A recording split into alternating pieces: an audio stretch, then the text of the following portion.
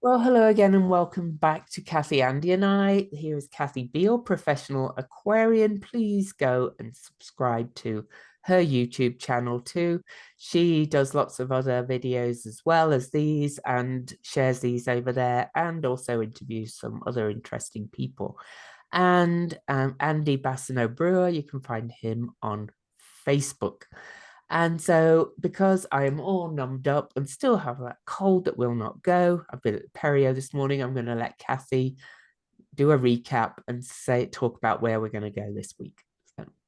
I want to start this week by going over what we said the astrological influences, how we describe them for the past few days, and then we'll go through some examples of how they have really dramatically played out. So I talked last time about a cluster bomb of astrological energies that basically said, stop, not so fast, do things Mm. over, that had a reactivation of feminine power, but also had a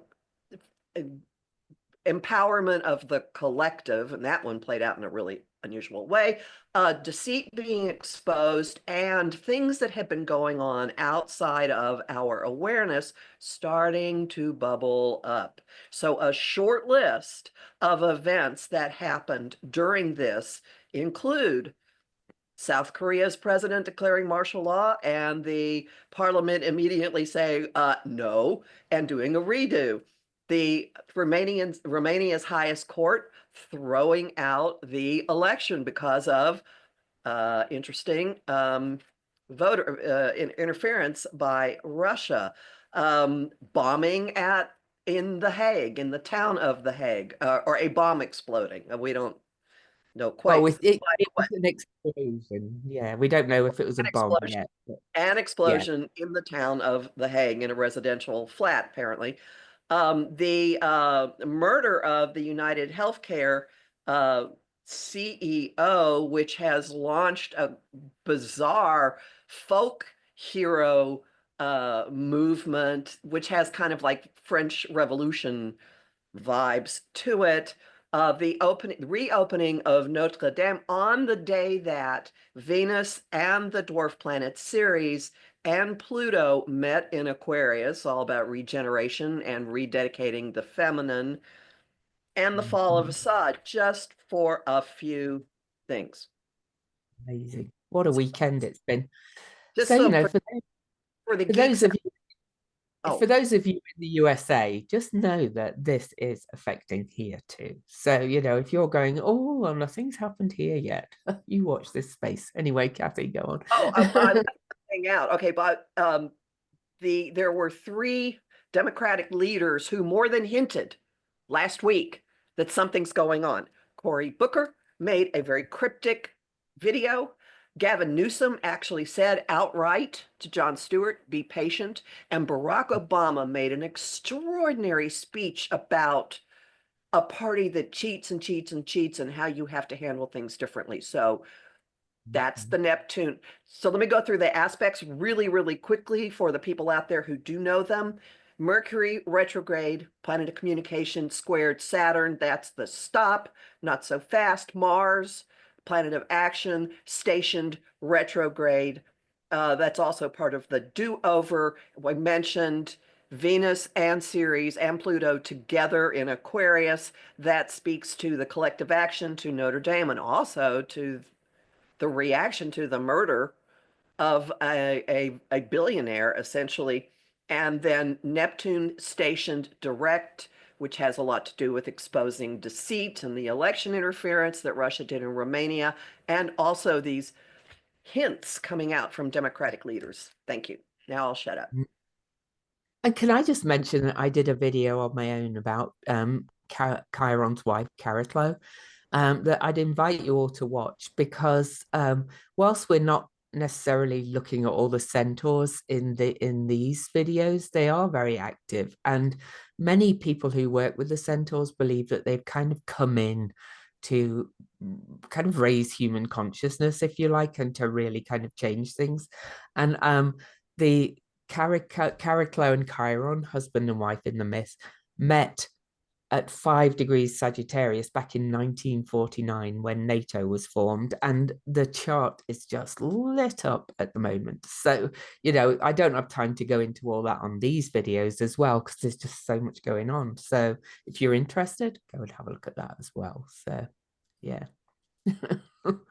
5 Sagittarius is an important degree in Cariclow's discovery chart, by the way. So. Okay, so which chart are we going to first? And I don't know if you want to sum up anything, Andy, before we dive in. Well, so I mean, I've consistently been talking about collective emotions and consistently saying that there would be disruptions that would happen in the EU and the Middle East that would have an impact, a direct impact on the United States. What's happening in Syria is gigantic.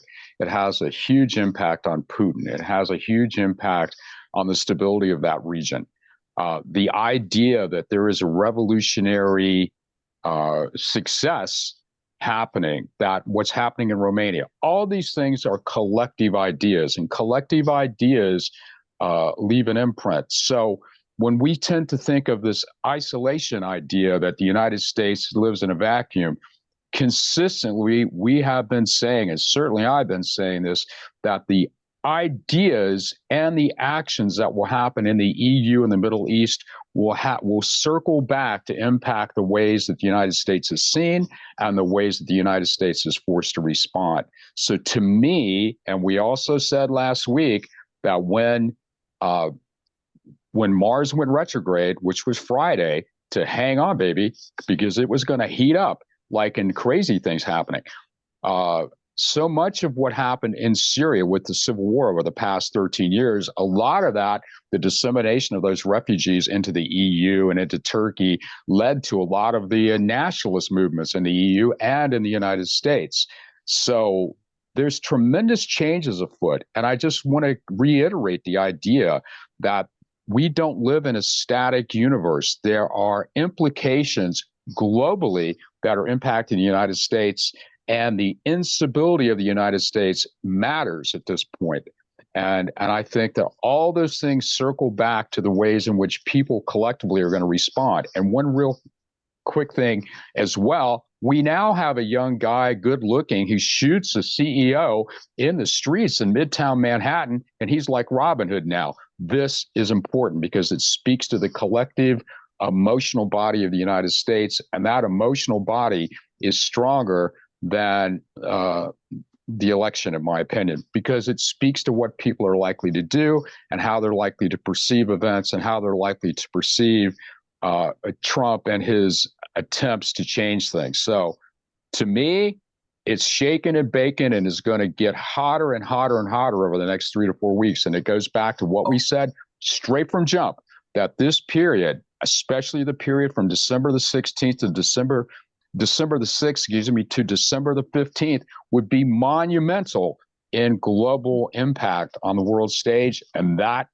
this thing in Syria is huge, and there's a lot more happening. And yeah, hang on. So that's how I feel about that. I mean, the Assads have been in power since 1970. This goes back to when Nixon was president. We've had 10 U.S. presidents since the Assad family was in power.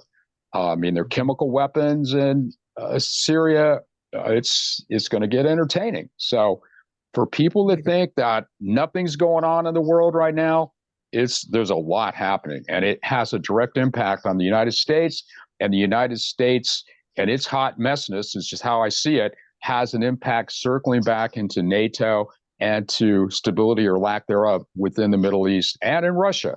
And if Putin was as strong as he tries to pretend he is, then this thing in Syria would not have happened. That's also something to consider. Good so, point. yeah. Good point. All right, on to charts. Who first? Assad and Gabbard. Then we're going on to the Broligarchy. That's the call. We have a program planned, and then events intervened. Yes. So we're responding.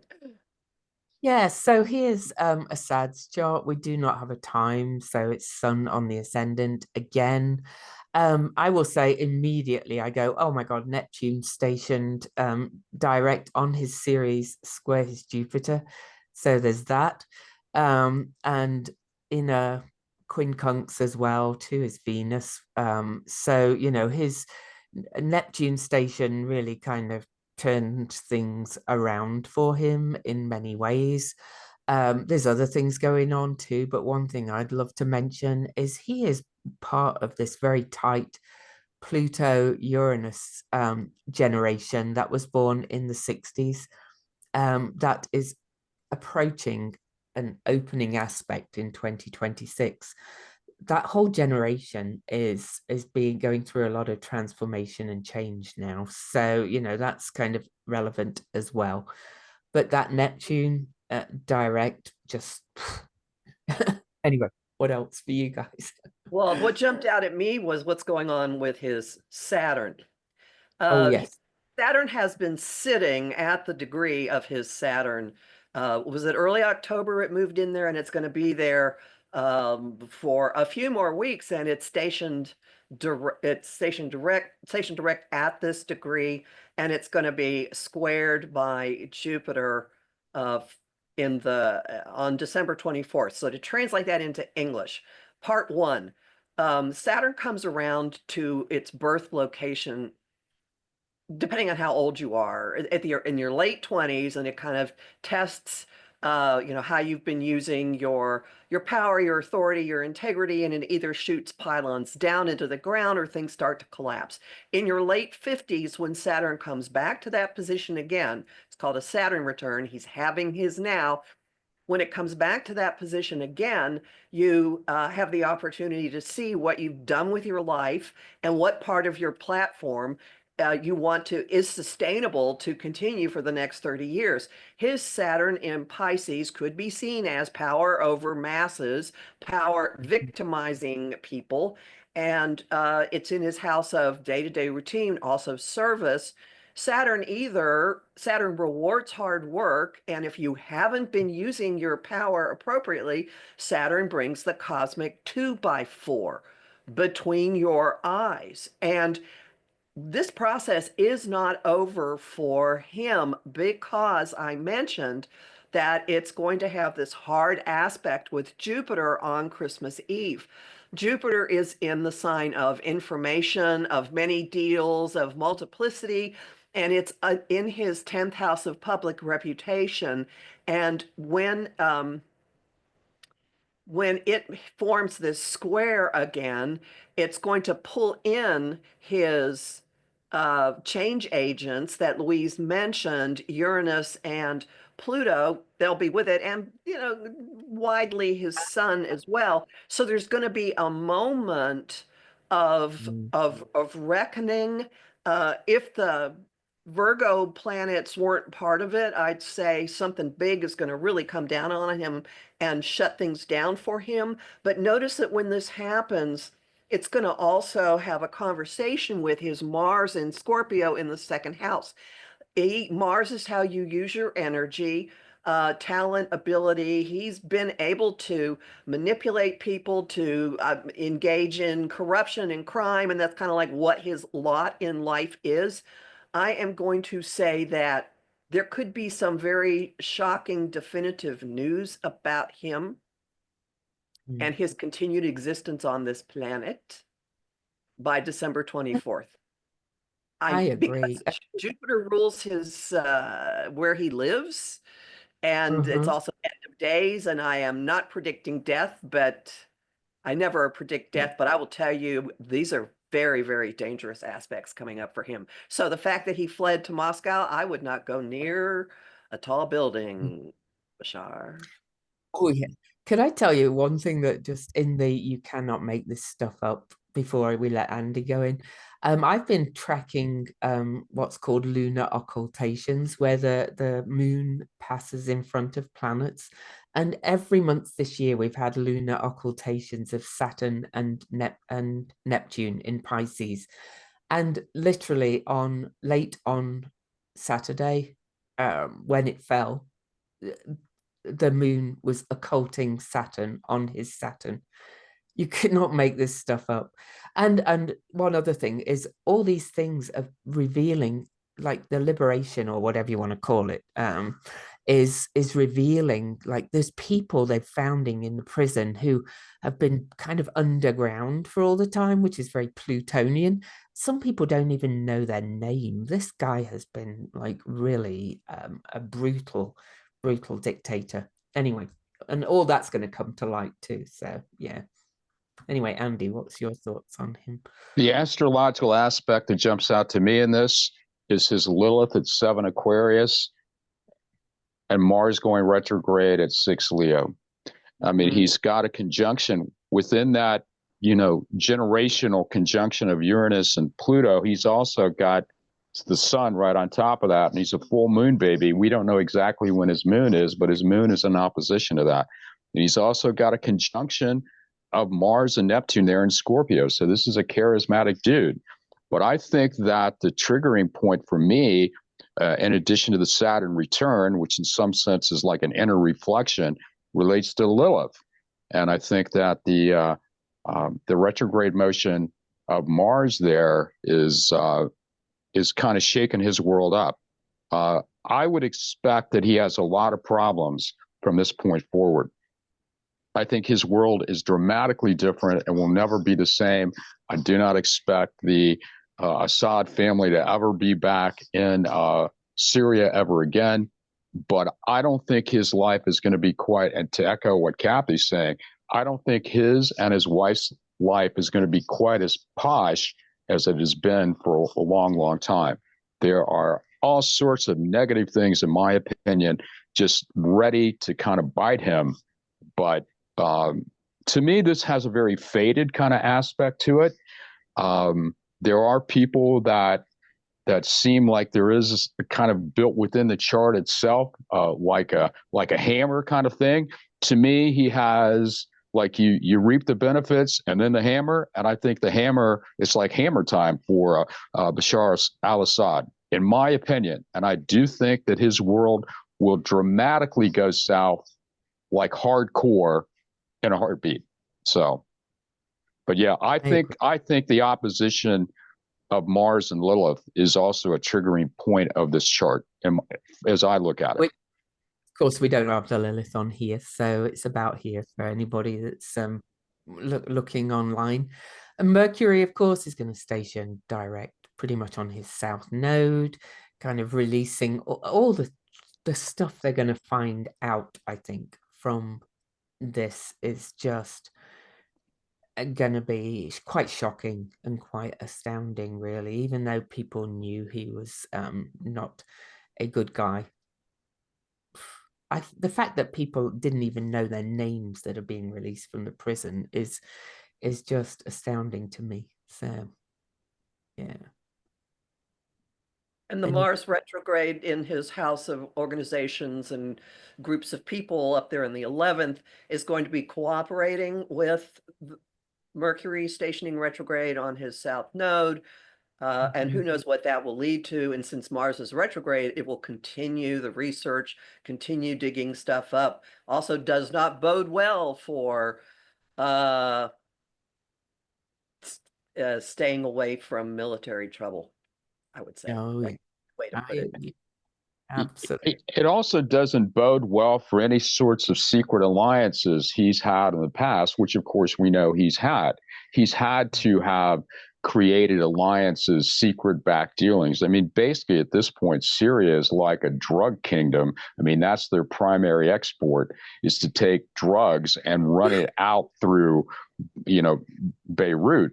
And right now, Syria is like looking at something from the Stone Age. I mean, their major cities, Aleppo, a lot of these cities look like something out of the Flintstones. They've been bombed, and with this gigantic earthquake, it is crazy the living conditions we see for Syrians.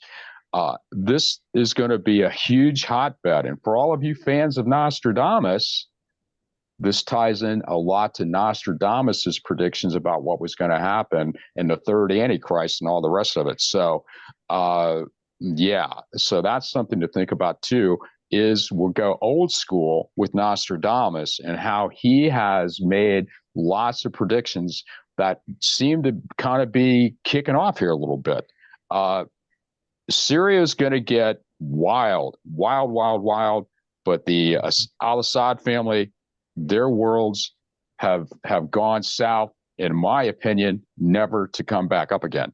But the alliances he has, and this could include Trump or the financial people that sort of are propping Trump up, those things are, that information, I mean, people went into the palace and just walked off with the silverware and the chairs.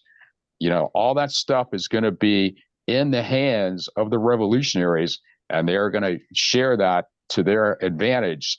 And that's not going to help Putin, and it's probably not going to help anyone related to Putin, and that includes Donald Trump. So yeah. And that That's brings, a good lead. that is a very good lead into the next chart, because Donald's pick, whatever you want to call it, for the head of intelligence, Tulsi Gabbard, was a big fan of Assad. And I happened to see that John Bolton had been interviewed somewhere, and I didn't watch the interview, but he said, I wonder what we're going to find out about Tulsi now, with all these things being uncovered in Syria. She should be sweating, to my mind.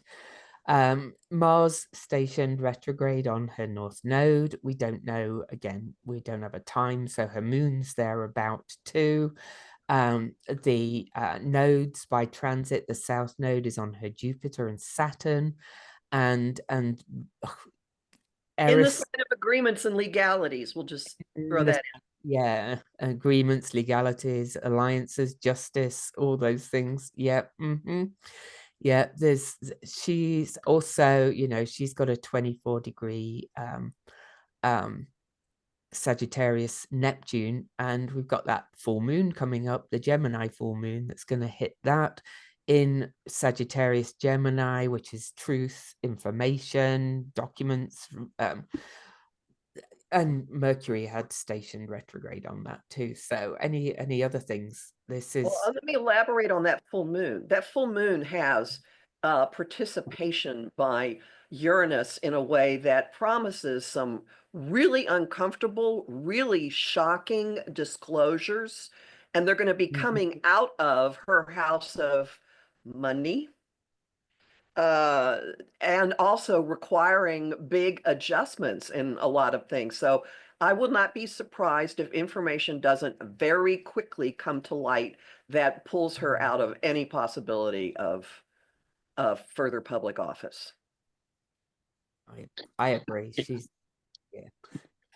I mean, interesting charts go with interesting people, right? And she has a super interesting chart. This conjunction here of Sun, Venus, and Mars and Aries in direct opposition to Pluto. She's got a tight conjunction of Jupiter and Saturn. I mean, this is a kind of a behind the scenes, mean girl kind of chart. And I think so many people who have aligned themselves with this strongman sort of vibe are going to have a wake-up call. I would expect that Tulsi Gabbard's public career goes down in flames here fairly quickly. And she's got 5, I mean, I have 5 retrograde planets too, but she's got all the outer planets retrograde. And she has this oppositional force between Sun, Venus, and Mars opposing Pluto. The teeter-totter in her world could teeter and totter, and Humpty Dumpty's men could fall off the wall there. I think that she's in for some serious challenges. And it also, again, we're going to go back to Mars retrograde. Mars retrograde here is kicking into her moon nodes, and her moon nodes tie into the U.S. moon nodes. So I think that as her alliances and behind the scenes dealings come to light, it will shed a lot of information on what has happened historically over the past 10 years behind the scenes within the United States. And I think that will be a giant wake-up call. And I think that the existing infrastructure of the United States will push back against that. So I would say that that's good for the United States and bad for Tulsi Gabbard. But I I'm just want sorry. to mention that Mars will station direct on her series again. I actually think she'll try and flee to Russia like Assad has, but I don't think that she won't be useful to them anymore. So I don't know why they would say What yes. benefit does she have if she's not tied to the United States? What benefit does she have for them? It's the same kind of thing with Al-Assad. What does Al-Assad have to offer anybody if he's not sitting on his drug kingdom in Damascus? He has no bargaining power. And Tulsi Gabbard has no bargaining power if she's not really in some sort of informational gathering position within the United States. I mean, what is her negotiating tool? Um, so I think that it's not so great for either of those two. But I think it's worse for Tulsi Gabbard. And we just said we don't think it's very good for the Assad family. So I would take that from an optimistic position for the future of the United States, too. That's just my take on it. I want to elaborate on what on your pointing to the Mars retrograde on her nodes. Her node, her north node, which is like what she came in here to do, and she could have been a leader for her country, but is in a trine to her Mercury in Aries in the 12th house. So she's really good and possibly real hot-headed behind the scenes. And that is going to be making a trine on the 15th too. Dun, dun, dun. Mercury retrograde stationing direct in her 8th house of, oh, gee, what is this? Other people's money. And that is a kite to her Saturn. Right. Saturn and Jupiter. So there may be all kinds of stuff about alliances with other countries. And the 12th and the 8th houses are both houses of criminality. So if there's anything going on that has not been in keeping with various oaths that she has taken, this is the moment when it is going to come out like a firestorm. Like you're just, and I keep using these intense words for a reason. This is going to engulf. This will be like a conflagration that comes out of, where did this? That I don't think she's going to be able to spin or control at all. As I said, she should be sweating right now. Yeah, her chart is charisma on a stick. I mean, this is a chart of a powerful, dynamic individual. The thing that I always come back to with Tulsi Gabbard was that Tulsi Gabbard early on was a darling of the QAnon community. And I always wondered why a Democrat, and she was at the time a Democrat, was why the Q people fixated on her as being so important. And I think that that also is sort of a telling sign of what her alliances are behind the scenes. Like I say, this is charisma on a stick right here. If you look at this chart, she has a powerful chart, but she does not have an ethical chart. So, this is like a crime lord kind of vibe. I can tell you, Andy, because I was a national delegate for Bernie Sanders in 2016 and therefore connected with many of the so-called Bernie bros. I don't think I was myself, but I saw so many people get completely taken in by her because, of course, she endorsed Bernie Sanders back then and left the DNC. And I think Bernie was taken in by her as well. There's interesting connections between their charts, but that's another thing. But he kind of went, to the Democrats again, and she went off and went completely rogue. But yes, she is very charismatic. She completely conned a lot of people, and I kind of wonder if that was her role, to cause more discord and drag people away from voting Democrats. So anyway. Yeah, when we look at the, excuse me, Kathy, when we look at charts, we're looking at a blueprint of the ways in which people present themselves and the way that they process information. To me, her chart screams dynamic, movie star kind of energy. I mean, there is a charisma in this chart that is neon obvious, but there are a lot of things that you would think are sort of like, skeletons in the closet. And I would love to know what her time is and know exactly how close her moon is to the North Node. But again, this is a woman that presents herself in a very favorable way, but that doesn't mean that she's being truthful. And right now, as long as all that stuff is suppressed, life is good. And this goes back to a theme that the three of us have been saying over and over and over. There's stuff that is hidden that will come out in the period between November 5th and January 20th.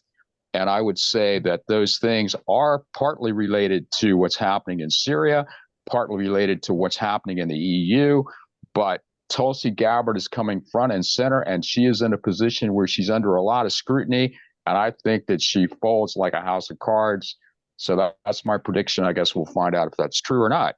But yeah, powerful chart, but the opposing forces against her, I think, are stronger than whatever her charisma is that she starts with.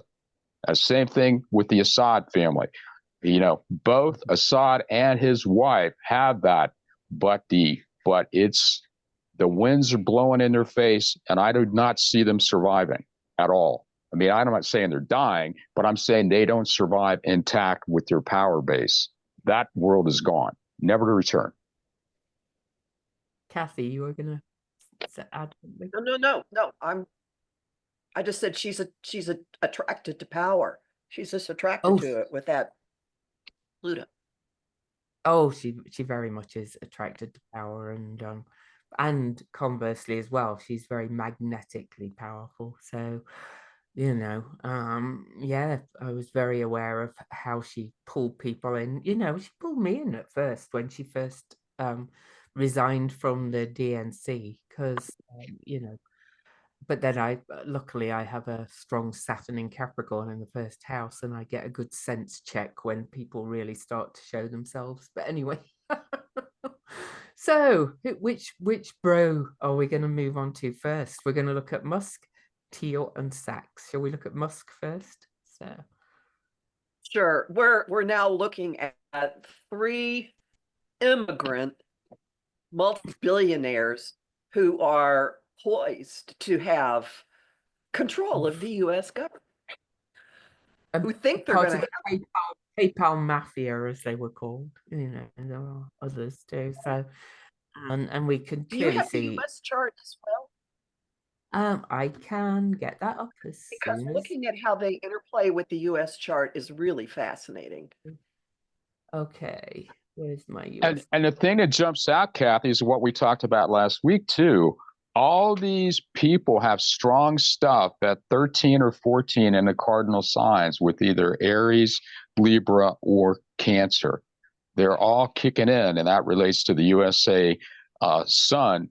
But all of these dudes have strong placements there. And so they're all kind of singing to the same, beat. I didn't know David Sachs before you pointed him out to me, but his chart is fascinating. And I think that he's a very interesting cat. I don't know much about him, but look at what he's being presented as. I mean, in a lot of respects, he may be the most powerful of the three, actually.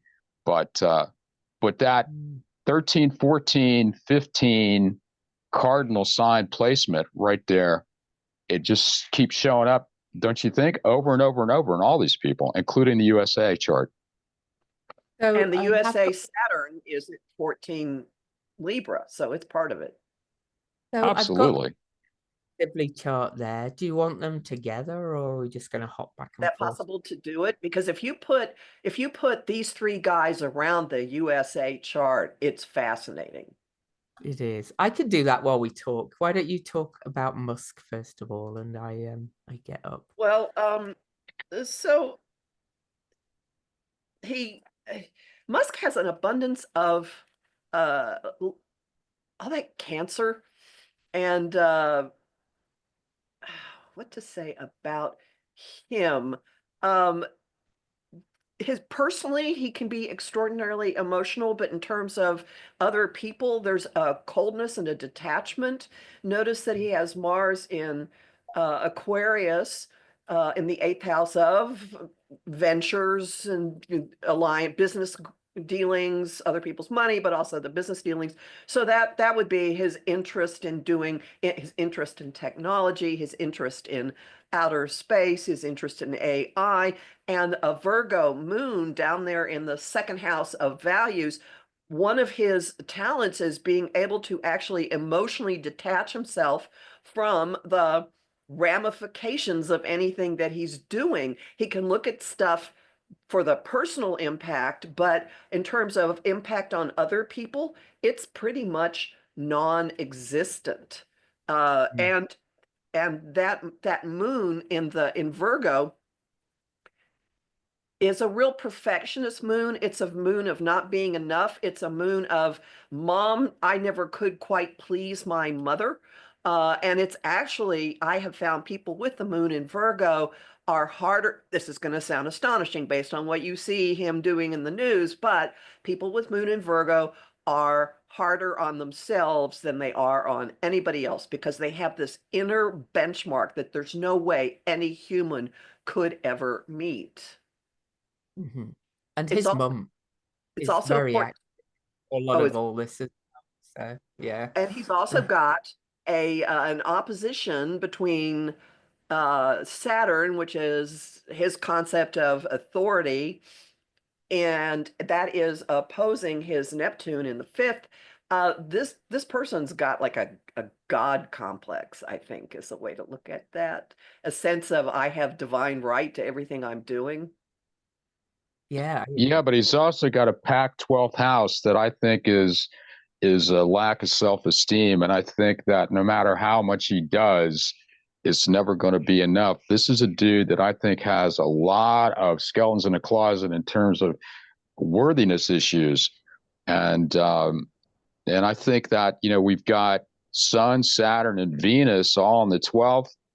I think that he has quite serious questions about, is he good enough? And I think that also ties into Trump. There is this, I need to constantly, prove my value. And I want you to reaffirm it to me because I'm not convinced I have it myself. So I need the flood of confirmation and affirmation. This is a dude that, to me, has quite serious self-esteem issues, and people with self-esteem issues can crumble in a heartbeat. Musk is, in my opinion, is not a powerful, he's a powerful intellect, but he's not a powerful personality. And when the heat turns up, which it's about to do, in my opinion, Musk may sort of, unravel a bit. Let me correct one thing really quickly. Saturn in his chart is in the 11th house. The other body that's in the 12th house is Ceres, which is his relationship with resources and the planet. Okay. Right? Just so people aren't confused. Okay. Yes. And what you're saying echoes what I said about a moon placement, his emotional driver being in hypercritical, good is never good enough, Virgo. So if a chart says something once, it usually says it a bunch of times. Especially because he's got moon ruled ascendant. He's and Maya Musk is a bit of piece of my camera keeps falling down. Is quite a unpleasant person herself, but he's trying to please mummy all the time. I think inside. Anyway, I do have the chart pulled up with all 4 charts, USA and the 3 players around the outside. So I could share that just to show it's going to be complicated Should to we those. wait until we talk about the other 2 guys before you do that? Okay, sure. Yeah. But I do. So it's going to be complicated to those that don't understand the astrology, but we'll just draw lines on and just show you that they're really all connected, right? So, okay. Do you want to talk about what the Gemini full moon is doing to him, or wait on that? Musk. Right. Yeah. It's right over here, the midpoint of his Venus and Ceres, really. So, and so Neptune is going to be in his 9th house of foreign dealings.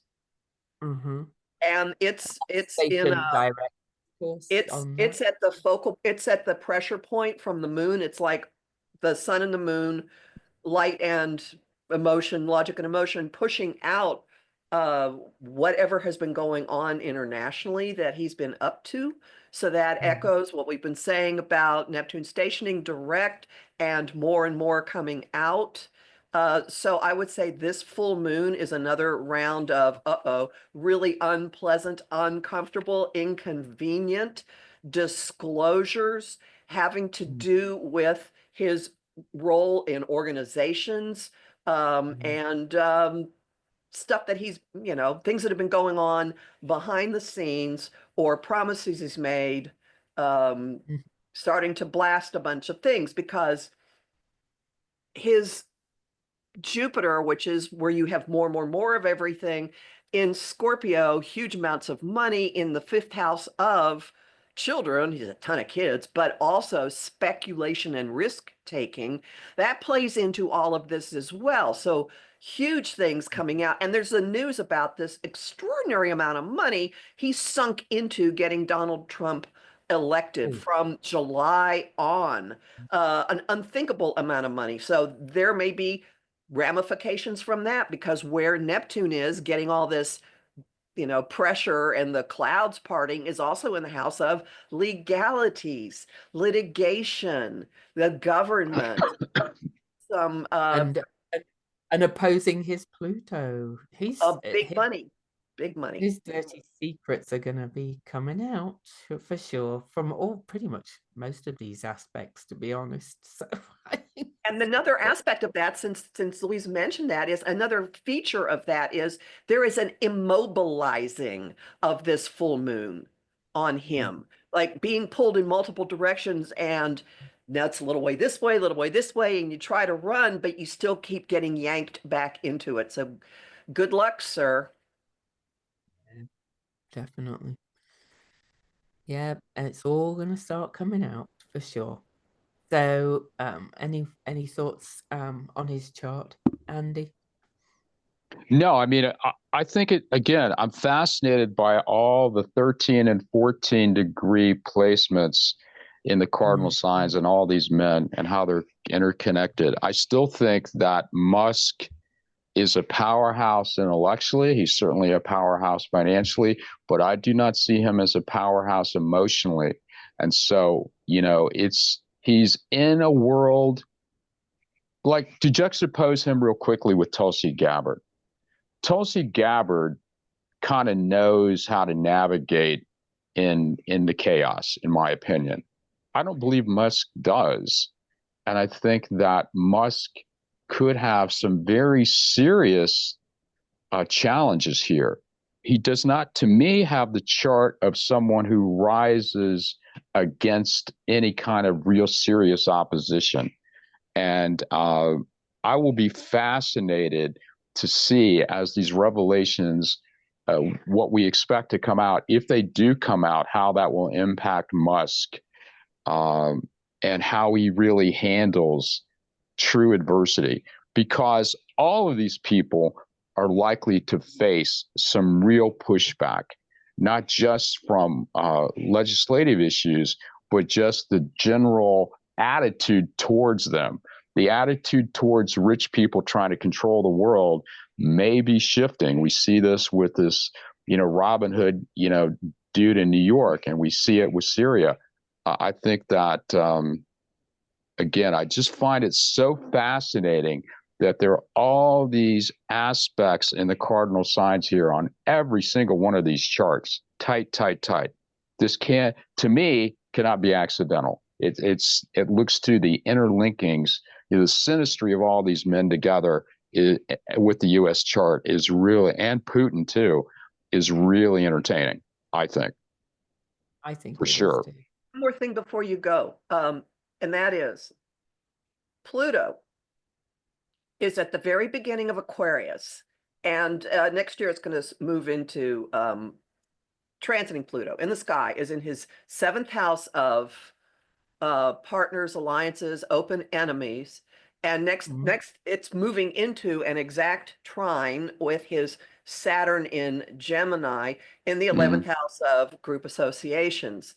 And that's gonna perfect next early next year, which means it's going to be exact. So we've got this new revolutionary vibe involving, but first off, it could be the tech bros. It could be huge amounts of money. Pluto and Aquarius could be oligarchs in technology, and all three of these men fit that.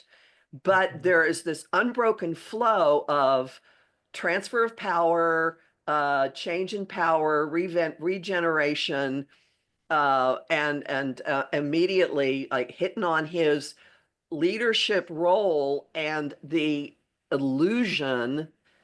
Louise has just drawn it down to his Neptune in uh, Sagittarius down there in the fifth house.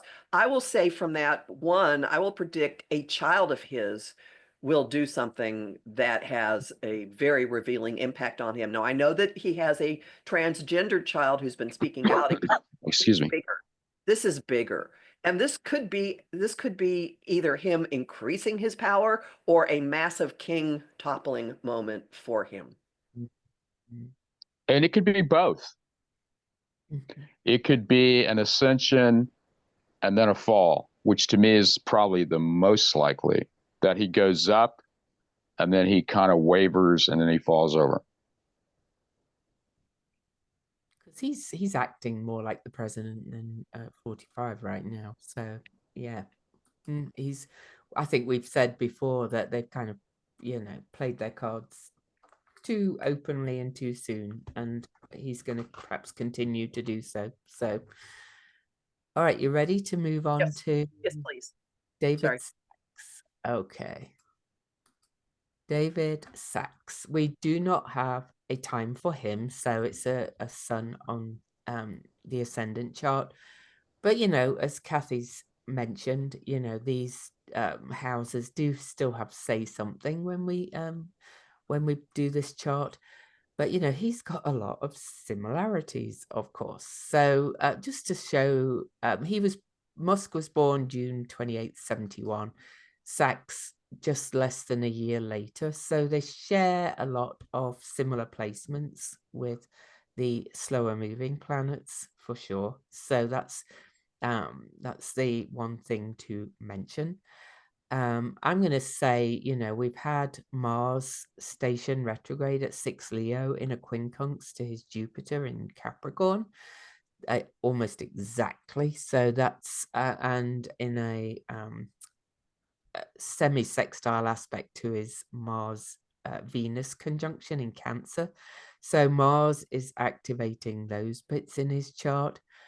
The full moon, not so much for him, but also similar to Musk, the Pluto Ceres Venus pileup is starting to affect his Sun Neptune opposition.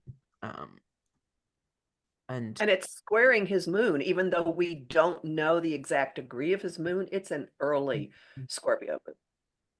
Yeah, so it's exact. Well, it will be coming up to an exact square. And because Venus, Ceres, and Pluto were all at 0 Aquarius together, and I've been eyeing that for a long time. Of course, Venus is the fastest moving, so she will hit his moon first, even if we're off by the degree. Then Ceres will hit it, then by square, and then Pluto will come up and square as well. So he's got a lot going on as well. Yeah. And the cardinal signs, of course.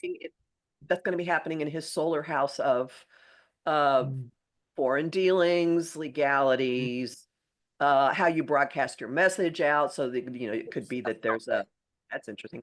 It could be that there's a social media. And this man is supposedly going to be the head of the new artificial intelligence and cryptocurrency czar. Yes. Okay. Yeah, and that's quite an interesting title for somebody where Neptune stationed direct in a exact trine to his Cancer South Node and aspect to his Capricorn North Node. So again, perhaps power grabbing too much. Really kind of things are going to come out about him too. So, well, they will for sure. One other thing, and there's always. Oh, I'm sorry, Kathy. Go ahead. So say one other thing I want to say about his chart is that there's a kind of weird Putin-esque vibe to this, because that Libra, I mean that the Sun and Saturn in Gemini, he probably presents himself as, oh, I know everything, but there's a lightness to that belies a Scorpio moon. You never know what's going on with a Scorpio moon. I have actually known people with a Scorpio moon who did hid so much about themselves that it wasn't until I'd known them for like 15 years that I figured out they had a Scorpio moon. So there is a secretiveness and an ability to go deep into things. And this is in, he could probably chat people up, which I think Putin does quite well, but with this undertone of, gotcha, don't you dare. It's David Sachs is probably the most mysterious of these guys. Didn't he go off to New Zealand or something and go and live in the middle of nowhere and kind of like hide away a little bit, which is very Scorpio moon. I've known the similar with many Scorpio moons too. So, And well, the one thing I know about him is, like Peter Thiel, utterly misogynist and would just prefer that women not have any rights. Yep. And there are always themes to charts. And to me, his theme is opposition, right? He's got a pretty much an exact opposition here of the Sun and Neptune. And he's got a conjunction, loose conjunction between Venus and Mars in Cancer, which is in opposition to his Jupiter. And that Jupiter is in opposition to Musk's Sun, of course. And that means he has a Sun. Musk's Sun is conjunct his Venus. So they're kind of joined at the hip in some aspect. But when you see a lot of oppositions that are really tight, usually these are people that sort of go up and down a little bit and not always able to take sustained directed action. People with a lot of oppositions tend to be an astronaut for a while, and then they're a fire chief, and then there's something else. So you would think that his career and his intellectual evolution has gone through a lot of stages. I know nothing about this dude, but just based on his chart. And I would think he would be a difficult person to really pin down. And I would not think he's the most again, I don't mean to disparage people or, defame them, but I would think this is not the most trustworthy dude of all time either, because of those of the oppositional forces within his chart. And like everybody else, he's got really significant things here, 14 and 16 Libra and Aries.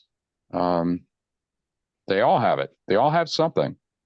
So they're all sort of playing similar tunes at similar times.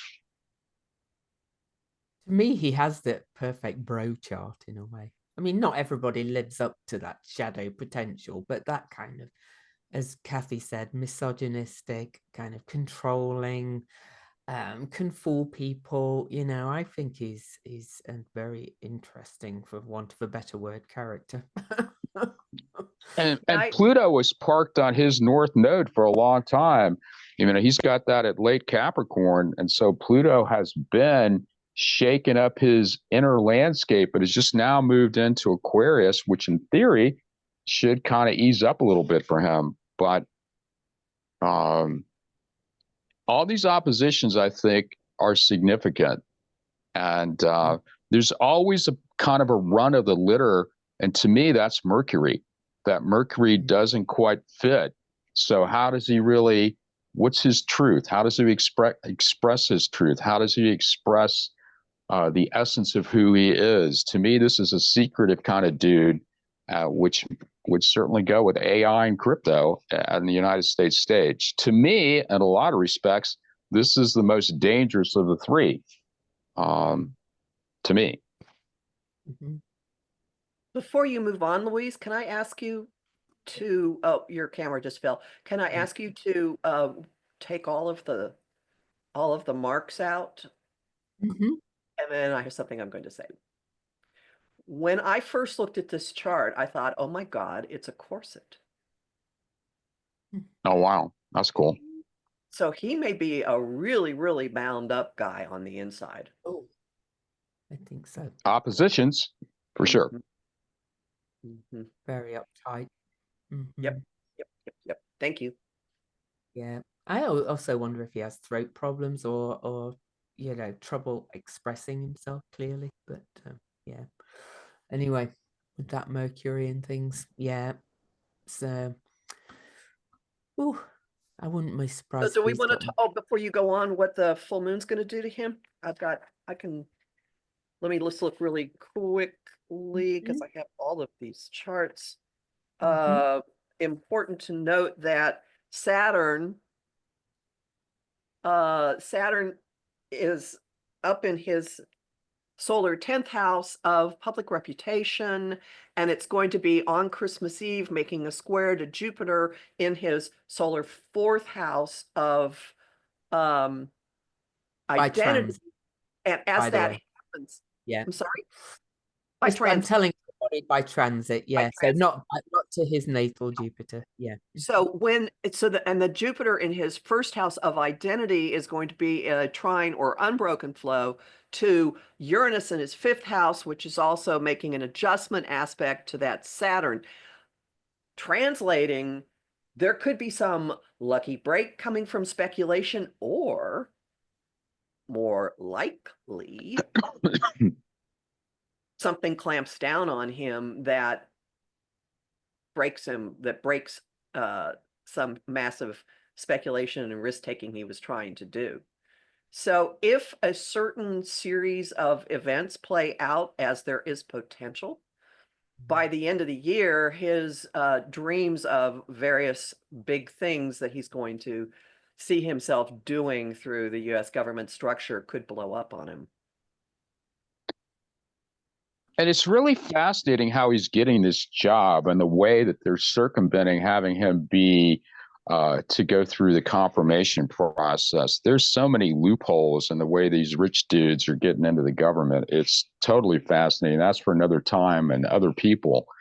But I just find the backdoor ways in which these people are being put into positions of huge influence without the congressional confirmation process kind of entertaining and not in a good way. So that's my quick editorial on that. I have two more things about the full moon I'd like to point out, if that won't be too confusing. The full moon is going to go across his 1st and 7th solar houses, which are him and his relationships, him and other people. So the sun will be lighting up things in his 7th house of allies and open enemies. And this lineup is going to be making an adjustment aspect to his Mercury in the 12th house, information about money deals possibly coming out, or some kind of something where he may have to change the way some things are going. And I would like to point out that Mars retrograde in his 2nd house of currently retrograde in his 3rd house, rather, which has to do with communicating, is going to scoot back over his south node, his old way of doing things, in early January, and it'll cross it again 4 or 5 weeks later. Into March, into March or into April. So he's got a couple more passes of some kind of attack, evaluation, redo going over his default ways of how he has been accumulating security and assets. Yeah. In other words, it's not going to be a cakewalk for him. What a shame. Now we move on to Peter Teal. So again, looking at the dates, so Musk born 71, Sachs 72, Teal is slightly older, but they're all kind of born very close in age, and again, they're all part of that PayPal mafia. So, Neptune stationed direct in an aspect of adjustment to his Libra South Node. And of course, he's been hit by all the eclipses over the last 18 months because we've had the South Node in Libra too, particularly earlier on, kind of revealing things to him. But the full moon is right on his Mars, basically. And Mercury stationed retrograde on his Mars. On his And Mars. is going to be scooting back into have scooted back into his money house. And it's in the sign that has to do with foreign countries. And as well, his Mercury is going to station direct in square to his Venus in Virgo. And Venus relates to money as well as relationships. And it's also in a mercurial sign. Mercury is the ruler of Virgo as well as Gemini. And Mercury stations direct on the same day as the full moon. So, ooh, what a Yeah, and he's got Mars there square Pluto. I mean, exact. So when when anything's hitting his Mars, it's squaring his Pluto concurrently. and his series, so needs met and unmet, and all in that 12th solar house of secrets, hidden enemies, information coming to light, secret, or just oh dear. And I'll mention, we've brought up that on December 24th, Jupiter in Gemini, which is like a lot of information and chatter, is going to be in a square or a challenging, action demanding aspect with Saturn in Pisces. And this is going to connect his 8th house of his business ventures, his investments, also other people's money. For his case is probably just his business ventures. And that's going to be squaring things in his house of speculation and risk taking. And as that happens, Saturn's going to be in an unbroken flow of energy or a trine to his Mercury in Scorpio. So something big will get the can't do it that way. Here's a wall or a no or a government intervention. All of that is possible.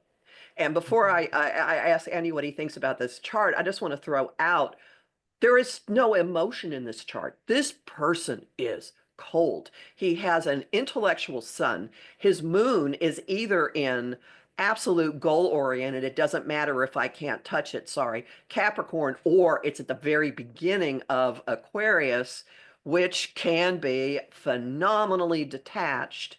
And his Venus, what he values, is in Virgo, which is also phenomenally detached. The only points of passion in this involve his Saturn in Aries, which is I'm the emperor, I'm it, bam, I'm going to go do it, very entrepreneurial, and Mars in Sagittarius, also very fiery, very passionate, very my way or the highway, Patrick Swayze and Roadhouse kind of vibe. Plus he has Yeah, Chiron. that's a really interesting take on that, Kathy. I hadn't seen that, but I absolutely can see it now that you pointed it out.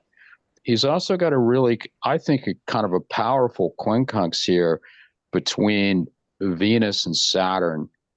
And I could absolutely, now that you pointed this out, see this detached element to him, a very stone face kind of vibe to him. Yeah, that absolutely would jump out to me.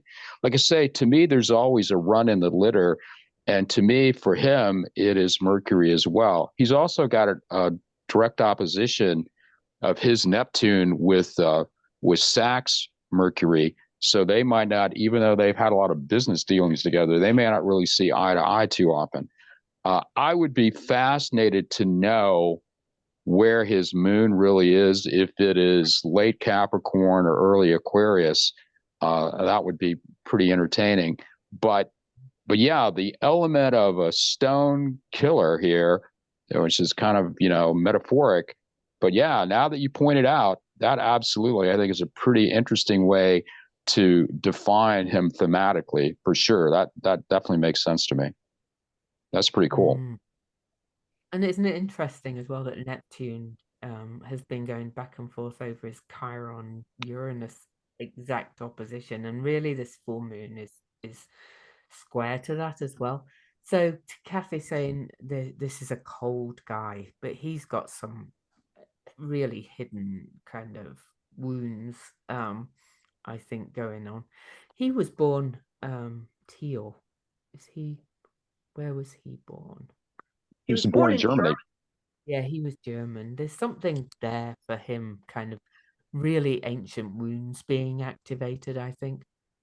He's kind of a weird one as well. He's got some very tough identity, kind of spiritual wounds, I think, that are just hiding underneath because he's also got that Neptune in Scorpio that's really deep.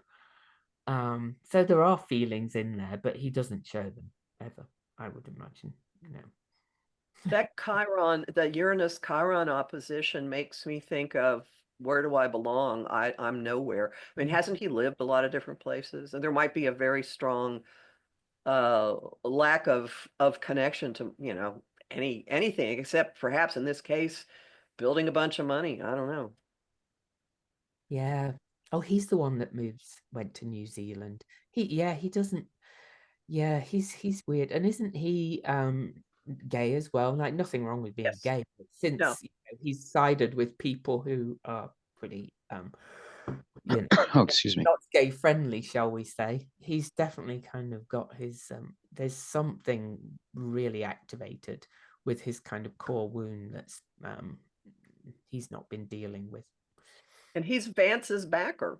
His Neptune is on Vance's Mars and Yeah. squares Vance's Venus.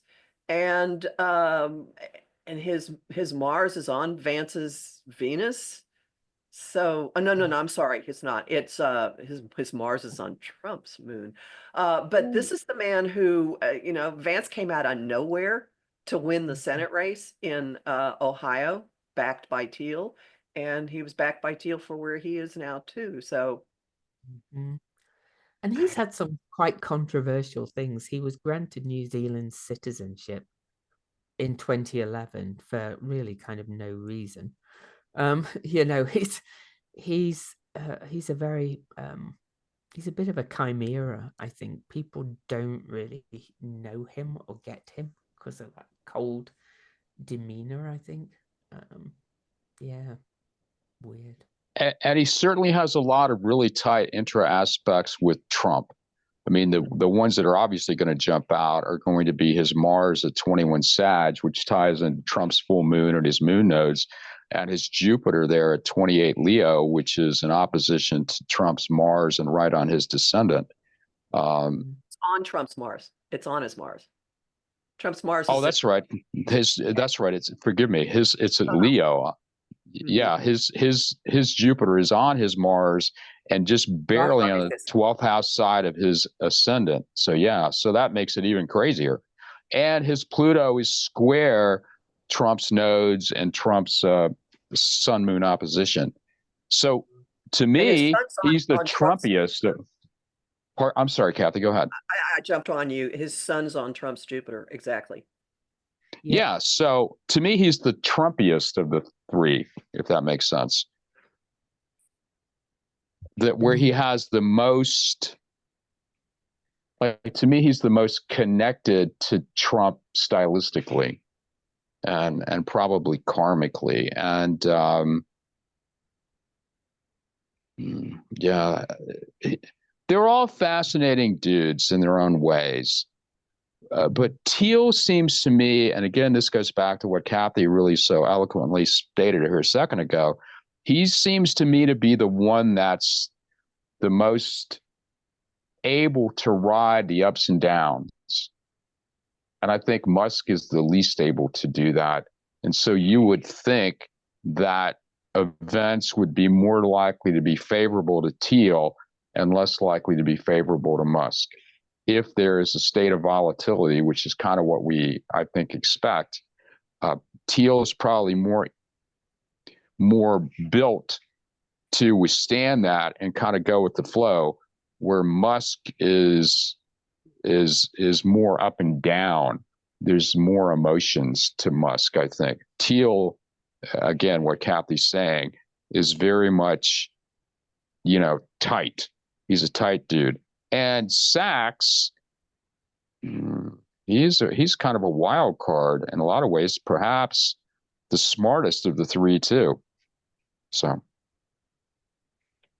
interesting guys.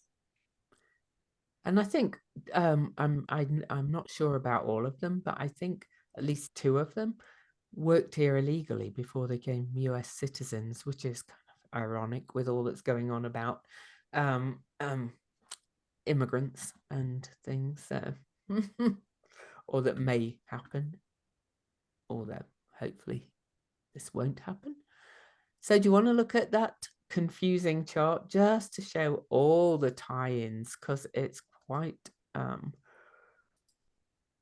I've got notes on all this so I can help them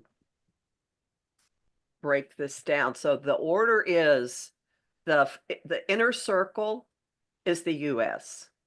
Yeah. And then Musk is the second circle. And the third circle is Sachs. And the outer circle is Teal. Yeah, that's correct. So yeah. I have stuff with Musk that should be really, really easy to see. If you go over to the 7th house, which is where all the US stuff is, Musk's Mercury, how he expresses himself, is on the US sun. His and sun and that's Musk's ascendant as well, by the way. So yeah. Oh, and his ascendant, yeah. And his sun is on the US Venus and Jupiter. So our values, and I mean he's weirdly tied with us in a big, big way. And his Venus, his money planet, is on our Mars. I'm just going to share just the two of them for now. I can swap them in and out just to make it a bit clearer. Yeah. So yeah, there's that Mercury, which is and his ascendant is 13 Cancer too. So this is, so there's his sun on the Venus Jupiter that Kathy mentioned. Yeah, and Venus on Mars. And there are two more things that I think are real important. Look at his 27-degree Scorpio Jupiter in the US 12th house is squaring the US moon. So his money-making desires are catalyzing to the populace, not necessarily to his benefit. And his Pluto up there at 27 Virgo is in an adjustment aspect exactly to the US populace. And so what does he say? Oh, well, the people are just need to be prepared to hurt for a while. Oh, he's like, just, but not him, because he'll get the tax breaks. So yeah. Yeah, he's so tied into that US chart. And of course, all of this, his Mercury is square the US Saturn as well, of course. So, saying hard times are coming. And his Chiron is square the US Sun and Mercury. Oh yeah, all of that tied in. And his sun is conjunct the Venus Jupiter conjunction. Yep. So it makes sense that he's here and that he's playing a big role on the stage, but it isn't necessarily a role that has to do with the US's best interests at all. No, not at all. I find it interesting though that I think, well, another sign that it's going to change is, I think we've mentioned it before, is that the nodes are retrograding back by transit to South Node to the midheaven of the US and the North Node to the Aries South Node. So, all of this is going to start changing, as we've mentioned. There's lots of other things we could mention, but yeah. The other What do you two make? What do you two make of the conjunction between Venus and Mars? I mean, that's like a soulmate-y kind of, let's go on a date kind of vibe there. Or you can get me what I want. Yes. Venus says, what do you two think of that? Venus says, I want, and Mars says, I'll go get it for you. And in Gemini, that's alliances and, you know, Twitter, all that. X, Yeah. whatever. Yeah. And Yeah. So all these things can have, higher kind of ways of being expressed or lower. And at this point, I think these are all generally lower. So, or they might not think so, but from our perspective. may I make comment on one last thing before we go on? His 8th-degree Gemini moon up there in the house of foreign things, immigration, laws, is exactly square, it exactly challenges the US Uranus. So, and his Uranus is in a trine to the US Uranus. So he has a built-in disruptor, or maybe the rules don't apply to me vibe. I would agree with that, Kathy, for sure. But I would also say, because we do have a time for Elmo, and that it's posing his series in Pisces. And, because we now know that he worked illegally here before he became a US citizen, there's a lot of calls for him to have his citizenship taken away. And that could be the result of all of this going on, to be quite honest. It's not out of the realm of possibility, not at all. Not at all. Because he's, gone too public and people are going, hang on, you didn't invent the cars and you weren't a citizen and all these things. Anyway, who next? Sachs next, because we to do it in the order that we looked at their charts. Yeah, I can do that. So I need to swap. Hang on. 3 and 4, and then 2 and 3, and I can go to 2. There we go. Venus conjunction right off the bat. Yep, Venus to Venus, his Venus to US Venus and Jupiter. So yeah. And he's got Venus and Mars and an opposition into his Jupiter. Yeah. A love match, but a complicated love match. Well, his North Node's on the US Pluto, making a lot of money here. That was what he came in to do. Maybe also help deconstruct everything. That could be part of it as well. Because his Saturn's on the US Uranus. Oh, that's interesting. And his Uranus is on the US Saturn. I was Now going to say that's both they're in ways. a mutual reception there, as that's called. Oh yeah, in air signs of, ideas, information, like invention, but also news coming out, especially with what else is happening, as we looked at his chart already. So, well, I'm just looking how they've all got, of course, Pluto very in aspect to the US Pluto too. So they're part of a very big shift here as well that's been ongoing. But then, as you pointed out, his nodes also there. He's very tied into how the US is transforming right now and needs to transform. Yeah. Wow. Just seeing if I see anything else. His Mars on it's between Jupiter and the sun. So, this was his place to be, Yeah. his effort into. It really was. Whoa. And I kind of find it interesting how his Uranus ties in with the ascendant too.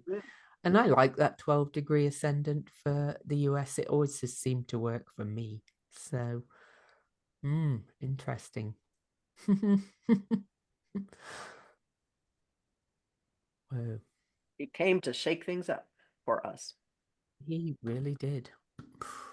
And they are just players, even if you personally dislike what we know of the people in some ways, they are big players in this big tableau that's playing out. in the US and globally. So, they all are in a way. So interesting. Any comments there, Andy? He seems to me to be the most like in the happiest relationship with the US chart of the three of them, which is a simplistic way to put it. But you would think that he's the most successful in terms of his relationship, direct relationship with the government of the United States. Out of the three of them, I would think Musk is in somewhat contravention, and I would think that Sachs is probably the most in a happy, harmonious space with it. Again, a simplistic way to put it, but I do think that that's likely true. Plus, with that Scorpio moon, he's done a lot of it kind of, quietly. Whereas Musk just shoots his mouth off and dances on the stage and jumps up and down, and which is probably going to have more effect, shall we say. But I would suspect that Pluto in Aquarius, especially as it starts inching into degrees other than 0, pressuring his moon in the 11th with his associations, is going to start making him not so quiet. It's going to start pushing information out about agendas and what he's up to. I just, that Venus conjunction though, for a crypto czar, isn't that hilarious? Venus being money as well. And it's also fascinating to me that you could look at both Musk and Sachs and the USA as if they were dating. And these Mars-Venus inner aspects, I don't know. I mean, there's a personality dynamic. So when you're dating, you want something. What are you offering? What are you getting in return to some degree? I just think that Sachs is more compatible with the USA to date long term than Musk.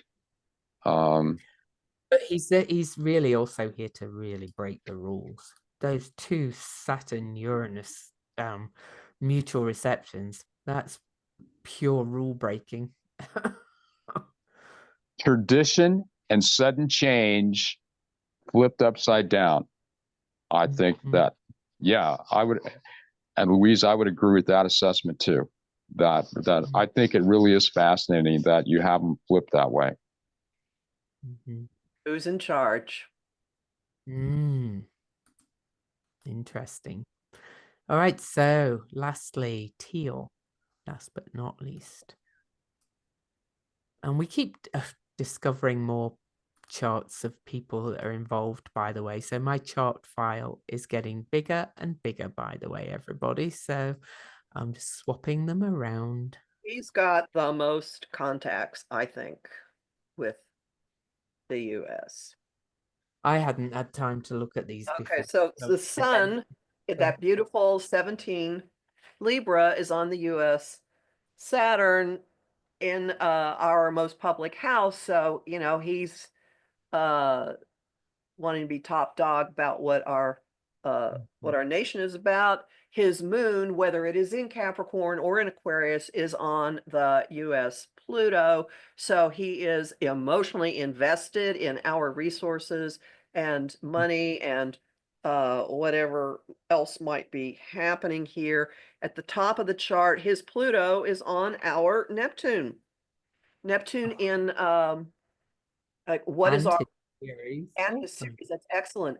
What's our religion? What's the how have we deluded ourselves about law? The whole notion of immigration, and that is also in a sextile or an opportunity aspect with his own Neptune. So I'd be curious to know about what his immigration relationship with this country is, and if something is there or isn't there with it.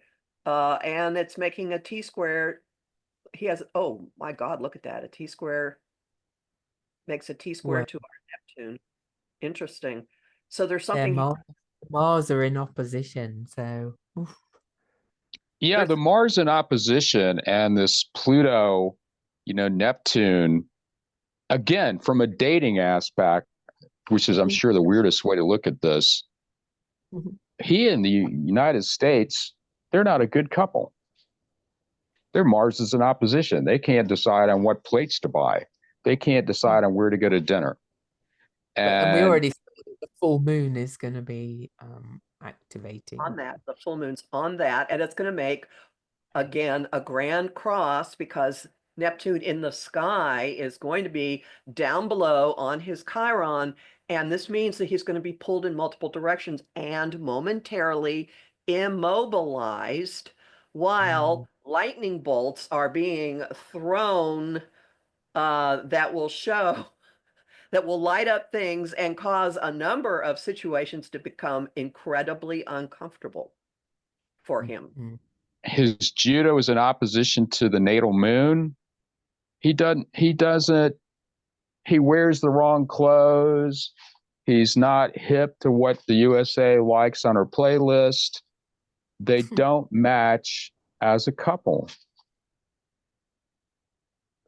Musk wants to get along, but he's such a goofball that the US doesn't know quite what to make of him. I find you entertaining. I like you some days, but you're kind of weird.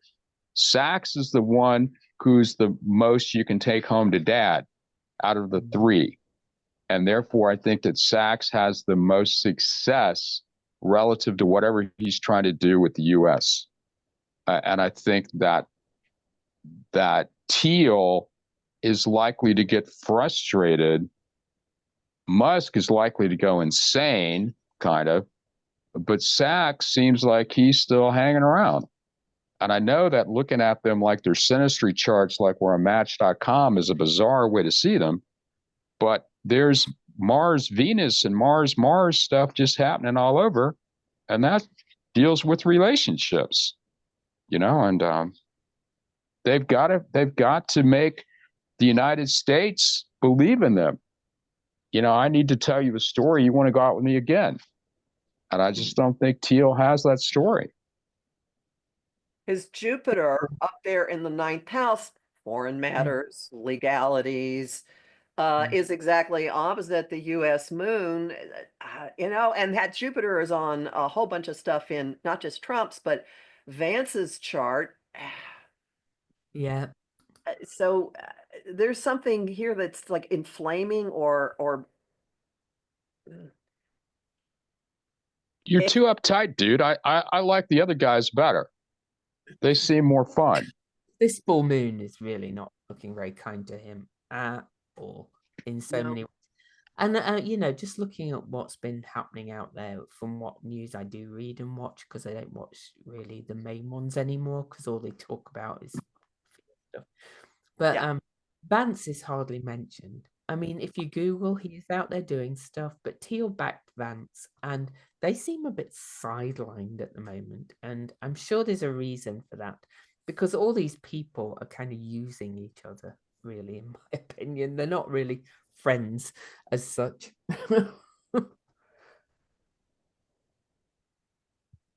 so